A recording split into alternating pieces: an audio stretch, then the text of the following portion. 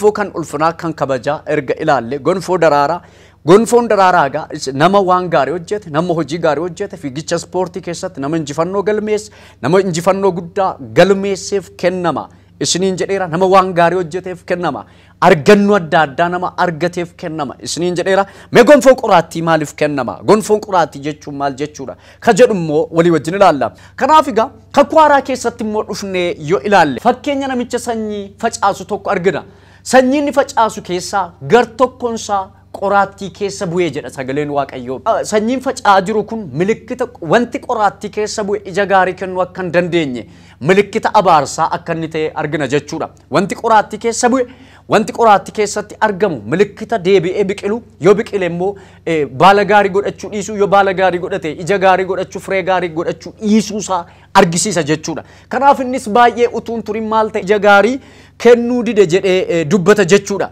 wangeela Maatiyos boqonnaa 27 29 irratti yoo dubbifne gooftaa keenya Yesuus Kiristoosiin loltoonni ergii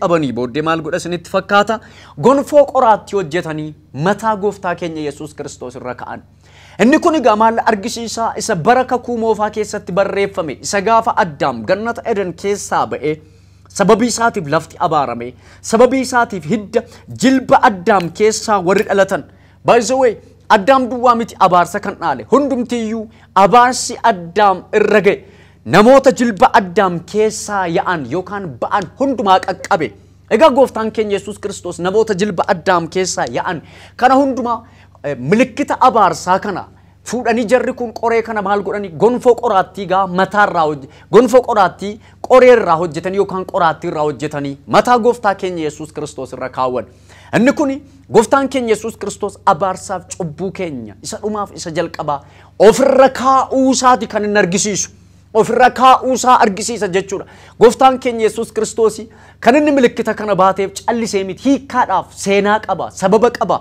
wantoonni kitaaba qulqulluu keenya keessatti barreeffame isinitti meera wantoonni kakuu moofaa keessatti barreeffaman hundinuu gaaddidduu kakuu haaraa akka ta'e yeroo baay'ee deddeebi'een isinitti dubbachaa ture kanaaf hundumtiyyuu hiikkaa qaba kitaaba qulqulluu keenya keessatti kan barreeffame jechuudha egaa qoraattiin kun milikkita abaarsaa milikkita cubbuu milikkita dararamu milikkita yakka gochuuti kanaaf gooftaan keenya Yesuus Kiristoos qooda keenya yakkamaa of godhe qooda keenya abaaramaa of godhe cubbuudhaaf abaarsa kana milikkita fuudhee maal godhe gonfoo qoraattii fuudhanii irra ka'an inni kun immoo haraawwatamuuf inni kakuu moofaa keessatti barreeffameef kun ta'e jechuudha egaa gonfoon qoraattii kanarraa hojjetame mataa isaarra ka'ame kunis ifaan ifatti kan mul'isu mallattoo cubbuuf abaarsa keenya nurraa fuudhee qullaasaa ta'uudhaan kan inni fannoo irratti ol ba'e jechuudha qullaasaa ta'ee fannoo irratti ol ba'e isinitti meera gooftaan keenya Yesuus Kiristoos fannootti yeroo ol ba'e akkaataa salphaadhaan miti itti tufanii itti ga'isanii reebanii hin caccabsanii hin butachanii foonsaa kukkutanii inni kun milikkita cubbuu keenya milikkita abaaramuu keenya foonsaa irratti baatee kan inni ol ba'e jechuudha Isaayyaas raajicha boqonnaa 53:5 yoo dubbistan in argattu jechuudha foonni gooftaa keenya Yesuus Kiristoos akkamittiin akka ciccite akkamittiin akka inni butute akkamittiin akka inni waraaname kanaaf kana fakkaata jechuudha akka seera warra mootummaa Roomaatti namni tokko yeroo adabamu kan inni ittiin garafamu alangaa mataa sagaliitiin garafama alangaa mataa sagalii kana irratti sibiila caccabaatu bakfama sibiila caccabaa kana irratti immoo wanta akka wanti qumaaxirii fakkaatu yookaan immoo kan jal'isanii ittiin qurxummii qaban kiyyoon ittiin qurxummii qaban sibiilarraa kan hojjetamtu tokko jirti ishee kana sibiila caccabaa mataa alangaa kana irra jiru irratti baksu ergatti baksanii booddee sibiilli kun qara baay'ee qaramtuudha isaan ittiin nama reebu jechuudha nama fannisuudha kan gooftaan keenya Yesuus Kiristoos kanaan reebame jechuudha yeroo al tokko dugda isaa keessa itti rukutan wanti sibiilli sun foonsaa keessa galti gaafachi as harkisan foonsaa kana kutatee kaa'a jechuudha foonsaa kana buqqisee kaa'a jechuudha inni kun isanuu waggaa dheeraadhaaf sanyiin Addaam waggaa dheeraadhaaf cubbuudhaan garafamaa ture cubbuudhaan reebamaa ture afurriif lubbuun isaa bututee ture sana ofirra kaa'e maal ta'e dhagna isaa kana butuchan jechuudha dhagna isaa kana quncaasan dhagna isaa kana follossan jechuudha egaa gooftaan keenya Yesuus Kiristoos loltoonni qabanii ergi gonfoo qoraattii irra kaa'anii uffata bildiimaa irra kaa'anii maal godha isinitti fakkaate fuula isaa jilbeenfatanii itti ga'isan jechuudha yoo dhugumaan ilma waaqayyoo taate of oolchika jedhanii uffata isaa irraa baasanii uffata dhiilgeetti uwwisan. Uffata dhiilgee jechuun uffata diimaadha. Uffati diimaan kun milikkita yakkamaa ta'uuti. Milikkita abaaramaa ta'uuti. Salphaa miti. Isaan uffata bildiimaatti uwwisan kun namni kun yakkamaadha. Namni kun yakka godheera. Namni kun bal'eesseera. Seera diigeera. Seera Waaqayyoo cabseera. Kanaaf yakkamaadha jedhanii kanatti muran itti geessan jechuudha. Kanaaf loltoonni akkasitti Yesuus Kiristoositti qoosanii har'allee namoonni akka fayyisaa lubbuu isaaniitti qooda fudhachuu isaanii Yesuus Kiristoositti qoosan addunyaa kanarratti ni argina jechuudha. Kanaaf egaa gonfooni kana fakkaata jechuudha. Macaafa qulqulluu keenya keessatti egaa gonfooni akkaataa kanaan ilaalama jechuudha.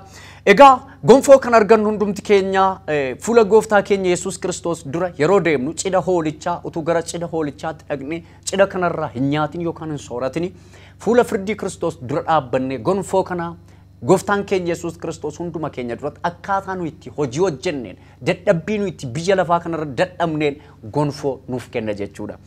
Kanaaf gonfoon akkaataa ati itti dadhabdeen siif kennama. Akkaataa ati itti hojii wangeela Kiristoos kana hojjette.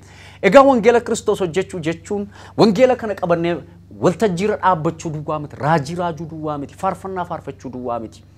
Akkasumas immoo wanta garaagaraa gochuu duwwaa miti. Tajaajila jechuun kitaaba qulqulluu keenya keessatti waan hedduu barreeffamee jira. Wanta hedduu hojjetamee barreeffamee jiru kana seeraan raawwachuuf gochuu dadhabnee hojjechuu jechuudha. Kanaaf egaa Qorontos 3:10-15 yoo dubbisne arganna. Akkasumas immoo isa lammaffaa Qorontos 5:10 irraa arganna. Mul'ata Yohaannis 22:12 irraa arganna. Gonfoon kan kennamu amma utuun taane gara fuula duraatti kennama. Gonfoon har'a miti, fayyinni garuu har'a. Gonfoon har'a miti, fayyinni garuu har'a. Fayyinni har'a jechuun namni akkuma amanee gooftaa keenya Yesuus Kiristoositti akka fayyisaa lubbuu isaatti fudhateen jireenya bara baraa argateera. Mootummaa Waaqayyoo keessa galeera. Garuu gonfoo argachuu hin danda'u.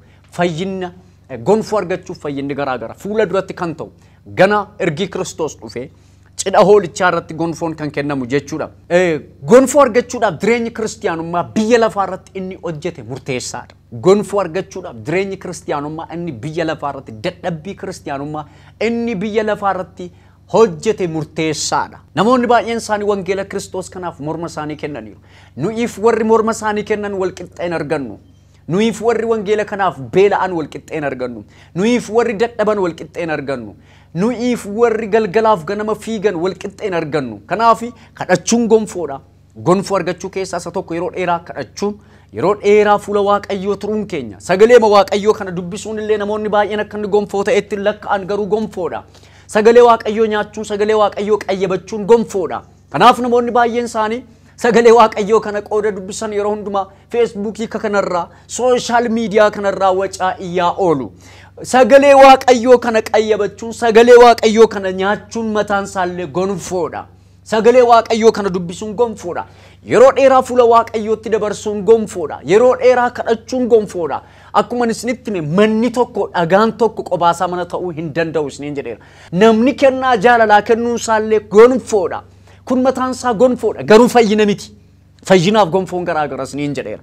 Kanaaf namni wanta kitaaba qulqulluu keenya keessatti barreeffame hundumaa seeraan yoo raawwate seeraan dadhabbii isaa fiixaan yoo baase gonfoo argata jechuudha. Gonfooni hoolichatti amannee erga fayyinee booddee biyya lafaarra teenyee sirna waaqarra jiru yeroo raawwannu yeroo akka dubbii isaatti deddeebinu irratti hundaa.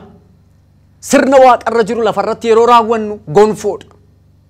Akka dubbii sagalee Waaqayyootti yeroo deddeebinu akka jecha Waaqayyootti yeroo deddeebinu sirna waaqarra jiru lafarratti deebisnee yeroo calaqqisiisnu gonfoo arganna jechuudha. Anna biraani amannee erga fayyine namni tokko amanee erga fayyee akka dubbii beekumsa sagalee Waaqayyootti jiraatu yoo ta'e gonfoo dhabuu danda'a. Akka dubbii sagalee beekumsa sagalee Waaqayyootti jiraatu yoo ta'e dubbii sagalee Waaqayyoo kanan beeku yoo ta'e gonfoo dhabuu danda'a. Garuu jireenya bara baraa namni argachuu danda'a Yesuus Kiristoositti amanuudhaan. Fayyinni hojii miti, fayyinni amantiidha. Gonfoon garuu fayyinarraa garaagara. Gonfoon ergi amantee biyya lafaa kanarra turte wanta Waaqayyoo sitti kenne, wanta waldaan kiristiyaanaa sitti laatte, wanta waldaan kiristiyaanaa hojjedhu jettee sitti laatte, seeraan yoo hojjette, seeraan buute yoo baate gonfoo argachuu dandeessa jechuudha. Kana fakkaata. Egaa gonfoon biyya lafaa kanarratti yoo ilaalle kana fakkaata jechuudha dhimmi gonfoo. Egaa dhimma gonfoo kanarratti yoo kaasnee ilaalle macaafa qulqulluu keenya keessatti har'a gooftaa keenya Yesuus Kiristoositti amananii kan fayyan yaada garaa isaanii kan gaddaratan guyyaa gooftaan deebi'ee dhufutti hojii gaarii hojjetan kamiif gonfoo fudhachuuf jiru. Namni ergi gooftaa keenya Yesuus Kiristoositti amanee fayye hojii gaarii inni hojjete, hojii qajeelaa inni hojjete, hojii bareedaa inni fuula gooftaatti biyya lafaarra yeroo deddeebi'ee hojjechaa ture hojjete kamiidhaaf gonfoo argachuudhaaf jira. Isinitti meera gonfoon dadhabbii qaba biyya lafaa kanarratti. Fayyinni garuu dadhabbii hin qabu. Gonfoo argachuudhaaf namni dadhabuu dhama'uu qaba. Namni dhama'uu qaba gonfoo argachuudhaaf. Namni badaduu qaba gonfoo argachuudhaaf. Akkasumatti utuu ta'e dadhabuun hin barbaachisu. Akkasumatti utuu ta'e har'a maqaa baduun hin barbaachisu. Akkasumatti utuu ta'e har'a beela'uun hin barbaachisu. Akkasumatti utuu ta'e namoonni baay'een mishineerummaa ergamanii biyya Arabaa keessatti du'uun hin barbaachisu. Akkasumatti utuu ta'e namoonni lafa onaarra deemanii wangeela Kiristoos lallabuun hin barbaachisu. Namoonni baay'een fayyaniiru. Fayyeera jedhanii namoonni baay'een hojii isaanii itti galanii hojii isaanii hojjetu. Akkuma isinitti hime gooftaan keenya Yesuus Kiristoos akkaataa hojii wangeela Kiristoos akkaataa garaagaraatiin hojjechuu dandeenya. Isinittan hima akkaataa garaagaraan hojjechuu dandeenya. Kanaaf waa tokkoon isinitti hima.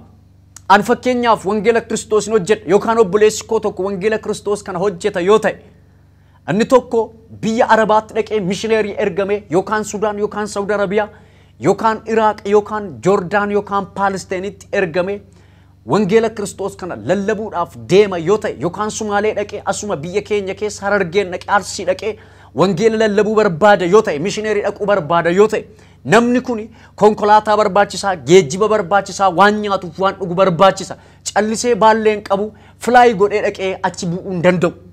Kanaaf namni hundi wal fakkaataadha kan inni wangeela Kiristoos hojjetu. Kanaaf gonfoon wal qixxee miti. Anaaf Oneesimoos Nasiibii faa wal qixxeen argannu gonfoo kana. Sababni isaa Oneesimoos Nasiibii gatii guddaa kaffalee wangeela kana biyya kanatti lallabuudhaaf gatii guddaa baase.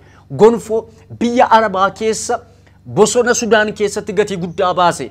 Naannoo galaana Eertiraa Mitswaatti gatii guddaa baase. Wangeela kana hiikuutti gatii guddaa baase. Afaan saba kanaatti wangeela hiikuudhaaf gatii guddaa baase. Gonfoonsaa kan eenyuyyuu gararraadha namichi kun. Dhugaan isinitti himaa jira. Kanaaf nuyi ifastee argannoo fa'aa wal qixxeen argannu gonfoo kana gatii guddaa baasaniiru wangeela Kiristoos hojjechuudhaaf. Nuyiif guddinaatumsaa fa'aa wal qixxeen argannu. Morma isaaniitti dhabaniiru waan ta'eef namni cimee hojjete immoo kan isaanii gararraattis argachuu danda'a. Ija jabaadheen dubbadhaa ani isa kana. Kanaaf maal jechuun isiniin barbaade egaa namni tokko mishineerii ergamee wangeela Kiristoos lallabuudhaaf yoo ka'e namicha tokkotu al tokko biyya Ameerikaadhaa ka'ee gara biyya Ispeen wangeela lallabuudhaaf dhaqa. Innaa Waaqayyo gara biyya Ispeen dhaqee wangeela lallabdaa jedhee itti dubbata Waaqayyo. Erga itti dubbatee booddee yeroo sana sochiin hafuuraa reefu jalqabaa Ameerikaa keessatti. Namichi kun harkisaa duwwaadha. Zeeroo irra jira. Kanaaf akkamittiin an dhaqee hojjedha? Ani qabeenyan qabu. Waan baay'ee na barbaachisaa. Akkamittiin an hojjedha Waaqayyoon gaafata. Akkamittiin an dhaqee achitti konfereensii kiruuseedii qopheessa jedhee gaafata. Akka carraa namicha tokkotu akka inni deemuuf jedhu dhagaa. Inni akkas jedha. Baasii biyya sana dhaqee wangeela lallabuu baasii baasuun barbaachisu ani nan kaffala jedheen. Ani nan kaffalaa jedhe. Akka carraa immoo kan biyya Ispeen jiru mishineerii guddaan tokko biyya Ispeen jira. Mishineeriin kuni baay'ee waan isin ajaa'ibu walitti ergi himanii paasterii isaa mishineerii deemuuf jedhu gara Ispeen sanaaf paasteriin biyya Ispeen kun wal quunnaman. Asitti nama sadii argina. Tokko isa biyya Ameerikaadhaa ka'ee gara biyya Ispeen deemaa jiru. Lama abbaa qabeenyaa biyya Ameerikaadhaa qabeenya isaatiin mishineerii kanaaf kennee gara biyya Ispeenitti erguudha. Inni lammaffaa paasterii isaa biyya Ispeen keessa taa'ee haala mijeessu. Gaafa dhaqanii akka carraa dhaqanii konfereensii guddaa qopheessanii ergi dhaqanii wangeela lallabanii booddee nama 100tu gooftaa amana. Namni 100 gaafa gooftaa amanu akkas jedhe Waaqayyo. Nama 100 kana jedheen nama 100 kana jedhe Waaqayyo gooftaan iddoo sadiittan gargar isiniif baasaa jedhe. Akkam jedhee gaafate iddoo sadiittin gargar isiniif baasna akkamitti iddoo sadiitti gargar nuu baastaa kan dadhabee dhufe waanaa sagantaa kana plan kan godheena abbaan qabeenyaa sun maal fayyade birrii isaa baase malee maal fayyade inni kun biyya kana keessa jiraata maal fayyade jedhee gaafata no akkasmite utuunni birriidhaan sin gargaarre ta'e ati biyya kana dhuftu utuunni biyya kana keessa hin jirre ta'e namichi kun biyya kana keessa hin jiru ta'e ati biyya kana dhuftu kanaaf ati jara kana sadan gidduu jirta kanaaf iddoo sadiitiin gargarisni baasa jedhee jara kana sadaniif iddoo sadaniitti wal qixxee hireefi kanaafi wangeela Kristos lallabne wal qixxee gonfoo argachuutu nurra jiraata wal qixxee dadhabuutu nurra jiraata maaltu na dhibee maaltu na rakkise amma fakkeenyaaf yeroo ammaa kana waldaan kiristaanaa cufamee jira tajaajiltoonni baay'een beela'aa jiru tajaajiltoonni baay'een dhiphataa jiru tajaajiltoonni baay'een dheebotaa jiru ijoolleen tajaajiltootaa qullaa ta'aa jiru ijoolleen tajaajiltootaa dheebochaa jiru ijoolleen tajaajiltootaa gatii guddaa baasaa jiru har'a namoonni baay'een magaalaa Finfinnee kana keessa magaalota gurguddaa kana keessa ijoollee isaanii gara baadiyyaatti ergaa jiru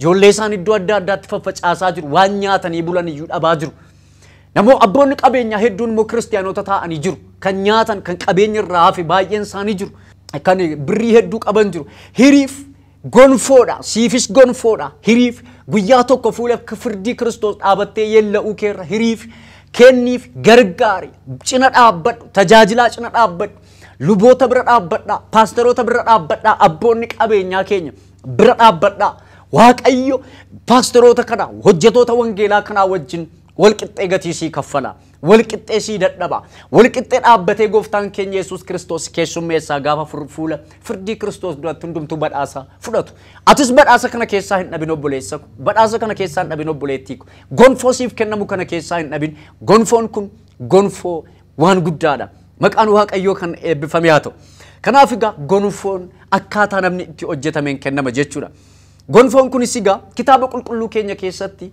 iddoo shanitti akka inni qoodamu yookaan immoo gosti shan akka jiru kitaabni qulqulluun keenya lafa nuuf ka'a jechuudha isaan kanas gonfoo kana ilaalla gonfoon shan kun eenyutu isa kamiin fudhata eenyutu isa kamiin fudhata akkamittiin immoo fudhatu ka jedhu mee walii wajjin ilaallu inni jalqaba gonfoon shanan kun gonfoo qajeelummaati gonfoo qajeelummaati crown of righteousness gonfoo qajeelummaati gonfoon qajeelummaa kun namoota akkamiitiif kennama laata nama akkamiif kennama kan jedhu mee walii wajjin ilaallu qulqullummaaf sodaa waaqayyootti kan jiraatanii fi akkasumas of eeggannoon kan jiraataniif kan qophaa'edha lammaffaa Xiimotewos 4:8 irraa akkas jedha kana achis gonfoon qajeelummaa anaaf ka'amee jira gooftichi abbaan firdii inni qajeelaan guyyaa sanatti gonficha anaaf hin kenna ana duwwaaf utuu hin ta'in warra deebi'ee mul'inatti dhufuusaa jaallatan hundumaafis hin kennama jedhaan ana duwwaa miti jedhaan haleluuyaa maqaan waaqayyoo kana eebbifamee haa ta'u ana duwwaa miti jedhaan warra mul'inatti dhufuusaa eeggatan hundumaaf anaa wajjin isaan kun dhaabbatanii in argatu jedha Phaawulos ammayyuu gonfoon fudhanne በጣም የሚገርማችሁ ጳውሎስ ራእዩን fudhanne eenyuyyuu gonfoon fudhanne har'a ganaa hundumtii wal qixxee fudhatu mul'inatti dhufuusaa warra eeggatan warra jaallatan hundumaaf hin kennamaa jedhaan kanaaf warra dhaabbatanii abdiidhaan warra dhaabbatanii qulqullummaadhaan warra dhaabbatanii of eeggataniif gonfoon kun hin kennama anis dhaabbadhee nan eeggadha anis nan fudhadhaa jedhaan Phaawulos akkas jedha yeroo dubbatu amma fiigicha koo fixaan jira yookaan fixeera achuu koo fixaan jira xumuraan jira waan tokkittiitu naa afa innis gonfootu naa afa isa qabachuudhaaf gara fuula duraatti nan aggaama jedhaan hin dhiisu du'een bada malee jechuu isaati yeroo dhiigni koo akka dhibaayyuutti dhangala'u ga'aa jira fiigicha koo fiigaan jira kaachuu koos eeggadheera akkaataan itti fiigu beeka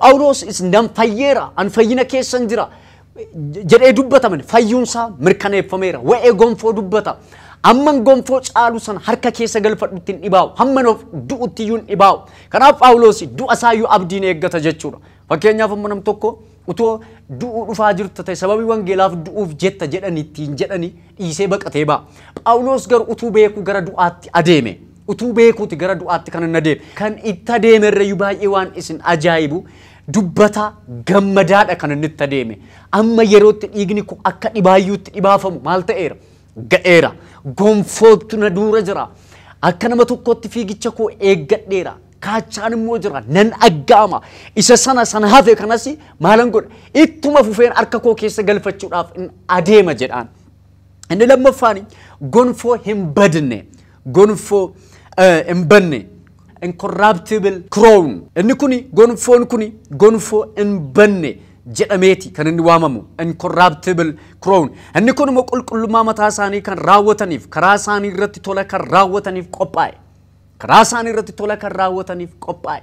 Jireenya isaanii kan eeggatan tola kan raawwatan namoota tola raawwataniif qophaa'e. Mee sagalee Waaqayyoo maal jedha laata nan dubbisa.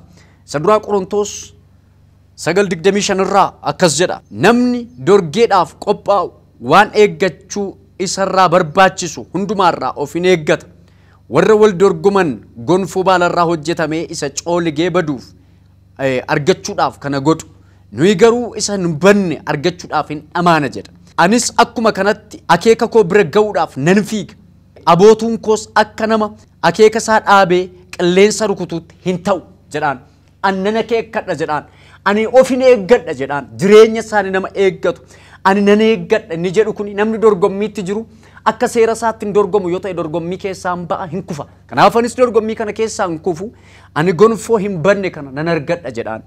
Gonfoo hin banne kana nan argadha. Anna biraan gonfoo gammachuuti. Crown of rejoice jedhamanni kun yookaan immoo gonfoo gammachuu jedhamanni kun warra gara gooftaan dhufin yookaan immoo lubbuu haaraa gara gooftaatti kan fidaniif kennama. Inni kun warra outreach irratti hojjetan mishineerotaaf kennama. Gonfoon kun yeroo hundumaa fuula Waaqayyoo dhaabbatanii gammachuudhaaf. Gonfoon kun gonfoo gammachuuti. Inni kun immoo kan kennamuuf warra kamii? Warra yeroo hundumaa gammachuu isaanii fiixaan baasan, warra yeroo hundumaa dhiigi isaanii dhangala'u, yeroo hundumaa karaa irratti reebamaa oolan. Namoota baay'ee duratti karaa irra dhaabbatanii dhugaa ba'uun gowwummaa fakkaata. Namoota baay'eetti karaa irra dhaabbatanii wangeela Gooftaa Yesuus lallabuun gowwummaa fakkaata. Garuu gonfoo gammachuu qaba. Isa duraa Tasaloniqee 2:19 irraa akkas jedha nan dubbisa. Abdiin keenya gammachuun keenya gonfoon nuyi dhufa gooftaa keenya Yesuusitti ittiin isa dura dhaabbannee of jenyu isin malee eenyuree jedhaan. Isin malee eenyuree inni jedhu kun nuyi isin karaa keenya biyya lafaa keessaa gooftaa Yesuusin amanattan. Kanaaf isin gonfoo keenya gammachuu keenya isa gaafa gooftaan keenya Yesuus Kiristoos deebi'ee dhufu fuula isaa dhaabbannee ittiin of jenyuudha isin jedhee dubbata. Kana jechuun nuyi isin karaa keenya dhuftan waan ta'eef nuyi karaa keessan sababii nuyi isiniin biyya lafaa keessaa finneef sababii nuyi isiniin waamneef sababii nuyi dhugaa isinitti baanee isin finneef sababii nuyi beelofnee dhugaa isinitti baanee isin finneef isin gonfoo gammachuu keenya jedhee dubbata jechuudha. Inni biraan gonfoo ulfinaati. Gonfoo ulfinaa. Crown of glory. Crown of glory kuni saba Waaqayyoo dhugaatti kan eeganiif kan tiksaniif kennama. Inni kuni paasteroota jaarsolii waldaa akkasumas immoo ergamootaaf warra waldaa keessa tajaajilaniif kan kennamudha. Gonfoon ulfinaa kun Crown of glory kun kan inni kennamuufi jaarsolii waldaa diyaaqonoota haa ta'u paasteroota tiksoota haa ta'u warra saba Waaqayyoo eegan saba Waaqayyoo warra tiksan akka isheen hin facaane akka isheen hin banne akka isheen bineensaan hin nyaatamne warra godhaniif kennama jechuudha. Walumaa galatti gonfoon ulfinaa kun kan kennamu warra kamiif kennama isinitti fakkaata? Warra saba Waaqayyoo tiksan tiksee sanaaf kennama. Tiksootaaf egaa hangafni tiksootaa inni ta'e Yesuus deebi'ee yeroo mul'atu gonfoo ulfinaa kennaafi. Maqaan Waaqayyoo kan eebbifame haa ta'u. Gonfoo ulfinaa kennaaf. Isa duraa Phexros 5:4 irraa akkas jedha. Gaafa hangafni tiksootaa sun mul'atutti isin immoo gonfoo ulfinaa isa gaddeebi'aa hin adeemne in argattu. Haleluuyaa. Maqaan Waaqayyoo kan eebbifame haa ta'u. Sadii kaasinan dubbisa akkas jedha. Hoolota karaa sanaaf fakkeenya ta'uudhaan eegaa malee warra tika keessan jalaa jiran irratti gooftummaa argisiisuudhaaf miti. Gaafa hangafni tiksootaa sun mul'atutti isin immoo gonfoo ulfinaa isa gaddeebi'aa hin adeemne in argattu jedhaan. Gonfoo ulfinaa isa gaddeebi'aa hin adeemne sanatti maal taatu in argattu. Kanaaf geggeessitoonni waldaa kiristaanaa paasteroonniif jaarsoliin waldaa kiristaanaa saba Waaqayyootiif yaaduutu nurra jiraata. Sabni Waaqayyoo akkamittiin akka inni eegamu akkamittiin akka inni tikfamu eeguutu nurra jiraata. Sababii keenyaaf sababii kanaaf gonfoo dhabuu nurra hin jiraatu. Akkaataatti har'a saba Waaqayyoo eegaa tiksaa jirtuuf gonfoo fudhachuun kee hin oolu. Yoo seeraan hin eegdu ta'e, yoo seeraan hin tiksitu yoo ta'e, yoo marga gaarii hin baaftu yoo ta'e, bishaan gaarii yoo baastu yoo ta'e, bineensa jalaa yoo baafte, bineensarraa yoo eegde biyya lafaa kana keessa yeeyyii leencaaf qeerransa hamaaketa baay'eetu jira. Ilmoo leencaa nyaachuudhaaf. Kanaaf egaa gooftaan keenya Yesuus Kiristoos ala sadii deddeebi'ee Phexrosiin hoolota koo eegi, ilmoolee koo eegi, ilmoolee koo eegittiin jechaa ture irra deddeebi'ee na jaallatta yoo ta'e eegi oolota koo eegi ilmoolee koo ittiin jechaa ture. Kanaaf jara kanaaf kennama. Inni biraani gonfoo jireenyaati. Crown of life jedhamanni kun gonfoo jireenyaati. Gonfoon jireenyaa kuni warra kamiif kennama isinitti fakkaata? Rakkina kan obsaniif dhiphina kan danda'aniif kennama. Rakkina kan obsan dhiphina kan danda'aniif kennama. Namoonni baay'een keenya jireenya kiristinnaa keenya keessatti obsan qabnu. Wanta nutti dhufeef amma birrannee fiinnee baana. Ari'atama nutti dhufeef amma fiinnee birrannee baana. Dhiifnee baana. Kiristoosiin gannee dhiisnee baana. Obsan dandeenyu, beela'uun dandeenyu, ari'ataman dandeenyu. Yoo kanan ta'uu ta'e rakkinan dandeenyu yoo ta'e gonfoo luus gochuudhaaf dirra. Gonfoo kana argachuudhaaf rakkina obsaan danda'u, dhiphina danda'u, ari'atama danda'u, wanta nutti dhufu hundumaa waldaa kiristaanaa keessatti wanta dhufu hundumaa danda'uudha. Egaa addunyaan kun amma jeequmsa guddaa keessa jirti. Namoonni baay'een isaanii wangeela kanan hojjennu sababii rakkinni addunyaarra ka'eef jedhanii baay'een isaanii tarii dhiisanii kan godaanan jiru. Adaraasittan ima yeroo xiqqoodhaaf jettee gonfoo jireenyaa kee dhiistee hin deemin. Mul'ata Yohaannis 2:10 irraa akkas jedha. Dhiphina isa sitti dhufuuf jiru hin sodaatin.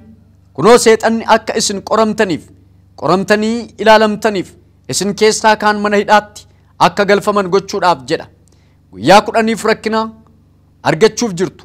Du'a yoo sitti fideeyyuu ati hamma du'aatti amanamaa ta'i. Ani immoo gonfoo ittiin jireenya argatan siifan kenna jedhaan. Hamma du'aatti yoo ta'e amanamaa ta'i. Hamma duututti yoo ta'e iyyuu amanamaa ta'i. Rakkinni hammam yoo sirratti ka'e iyyuu dhiisteen deemin. Hamma dhumaatti amanami. Atis gonfoo jireenyaa in argatta. Gonfoo jireenya bara bara ani sii fideen dhufaa jedhaan. Ani sii fideen dhufa. Gonfoo kana argachuudhaaf jabaadhu jedhaan. Yaaqoob 1:12 irraa akkas jedha. Namni qorumsi itti dhufu obsaan danda'ee hagammadu. Qoramee erga ilaalamee booddee jireenya isa Waaqayyo warra isa jaallatan abdachiise akka gonfootti argachuudhaaf jira jedhaan. Maqaan Waaqayyo kan eebbifame haa ta'u. Jireenya Waaqayyo isa abdachiise sana argachuudhaaf jira. Akka gonfootti argachuudhaaf jira jedhaan. Maqaan Waaqayyo kan eebbifame haa ta'u. Maqaan Waaqayyo kan eebbifame haa ta'u. Kanaaf egaa gonfoon kana fakkaata. Egaa gonfoon argachuudhaaf amma dhumaatti cimnee dhaabbachuudhaaf qorumsa rakkina dhufu obsaan danda'u wanta nama raasuuf dhiphina yoo jiraateyyuu fuulleffannee isa kaane Kiristoos duukaa kutannoof ejjennoodhaan yoo deemne gonfoo keenya argachuu dandeenya jechuudha. Kiristoos duukaa ejjennoodhaaf kutannoodhaan yoo kaane ari'atama dhufu, beela dhufu, maqaballeessii dhufu, rakkinaaf waraansa dhufu kamiiniyyuu cimnee ciniinnannee yoo duukaa buune amma Kiristoos deebi'ee dhufutti yookaan immoo amma fooniif lubbuun keenya gargar ba'ee kaan keenya yookaan gariin keenya gara Kiristoos deemnutti biyya lafaa kanarratti hamma deemnutti gonfoo argachuudhaaf galgalaaf ganama ciniinnannee hojjechuutu nurra jiraata jechuudha. Galgalaaf ganama dadhabnee hojjechuutu nurra jiraata jechuudha. Kanan ta'uu yoo ta'e dadhabbiin keenya akkasumaan ta'a jechuudha. Haleluuyaa. Maqaan Waaqayyoo kan eebbifame haa ta'u. Obboleessa koo obboleettii koo of ilaali. Kana keessatti akkasuma of ilaaltan hin barbaada. Gonfoon kan kennamu ulfinaaf kabajaafi. Gonfoon fuula hoolichaa dura dhaabbannee guyyaa tokko fuula firdii Kiristoos dura dhaabbannee cidha hoolichaa irratti kan nuuf kennamuudha. Kana bira ga'uudhaaf har'a kutannee ciniinnannee hojjechuutu nurra jiraata. Wangeela akkamittiin hojjechaa jirra? Akkamittiin hojjechaa jirra? Abboonni fi haawwonni keenya akkamittiin hojjechaa jirra? Dargaggeessiif dargaggeettiin akkamittiin hojjechaa jirra? Wayii namaa dhiisaa, wayii namaa keessaa ba'a. Isa fuulleeffattanii kutattanii kaatan Kiristoosiin lallabuudhaaf gara booddee keessan hin deebi'ina. Wanta ittiin gonfoo argattan kamiiniyyuu argadhaa. Hin dhibaa'inaa, dhibaa'aan ta'inaa. Hojjetaa dhibaa'aan ta'inaa. Hojjetaa booddee harkifatu hin ta'inaa. Maqaan Waaqayyoo kan eebbifame haa ta'u. Barsiisa kana fakkaatuun kan biraa hamma wal arginutti nagaatiin shaaloom eebbifamaa.